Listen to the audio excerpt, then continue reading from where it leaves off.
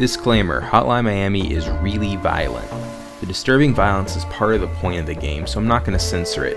I'm only going to show some of the game and a little gameplay footage, but there's a good amount of pixelated blood in this, so just be warned. When I first played Hotline Miami, I couldn't help but think of another game set in the 80s, Miami, GTA Vice City. Yes, it's not technically Miami, but for all intents and purposes it is. Vice City is a kind of celebration and parody to the excess silliness and bright colors that people think of in regards to the 80s. The story is based heavily on Scarface, the music is licensed music from the time, and the world is incredibly colorful, both literally and metaphorically. If these games were a drug trip, GTA Vice City would be a good trip. Hotline Miami would be a bad trip. It's about the same time period and location, but the colors, while diverse and bright, are more twisted and gross. The story is incredibly dark and confusing and contrasts with the bright colors in an effective way. But the biggest contribution to the feel of Hotline Miami is the music. For those who don't know, Hotline Miami is kind of an action beat 'em up, but almost a fast-paced puzzle game because of the difficult and consistent nature of the enemies. You take on the role of a mentally unstable person in the late 80s Miami who receives phone calls from a mysterious person who tells you to kill certain people. Then you don a mask of an animal that gives you a certain ability or power up and you do what you have to do. And the music around it is incredible. It's perfect for the disturbing late 80s world that you find yourself in and leaves a lasting impression. The consistent musical pieces for different events really gets them in your head and evokes the right feelings at the right time. The music when you wake up is creepy and ominous, especially when you know that the music means that you're about to get a call for that day and do the terrible things you have to do. The music when there's a scene in the same day after you do the killing has a calm trip-hop vibe to it.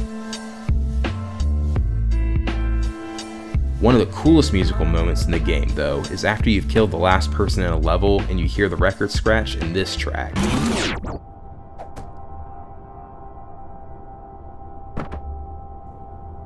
There's been nothing but noise the whole level, but after you complete the game, it rewards you with silence. The music when you're actually in the levels kind of sounds like modern dance music artists took a time machine back to the 80s and wrote music then. It has the distinctive 80s musical elements with synths and drum machines, but it has the heaviness of modern electronica. Some of the tracks sound a little bit like The Killers, which makes sense because they have a similar 80s meets modern sound.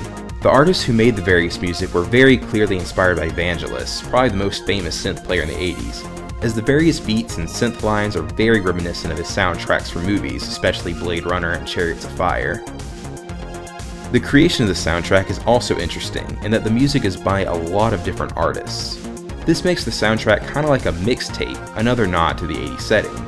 The title screen track and the track When You Wake Up are by Araw, a psychedelic music writer and performer. As I mentioned earlier, the level music is by various modern electronica artists such as Moon, Scattle, and Huervo.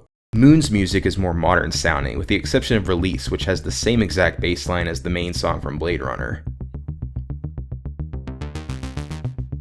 Scattle is pretty diverse, with Inner Animal being more 80s dance music with its repeating synth melody.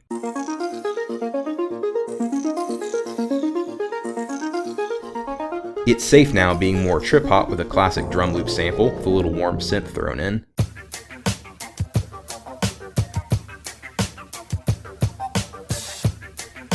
And Flatline being more ambient with a simple bass melody.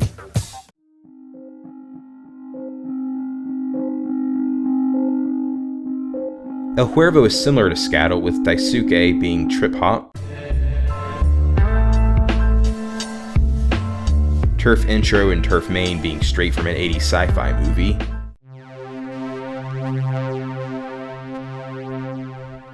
And Crush being an ambient piece.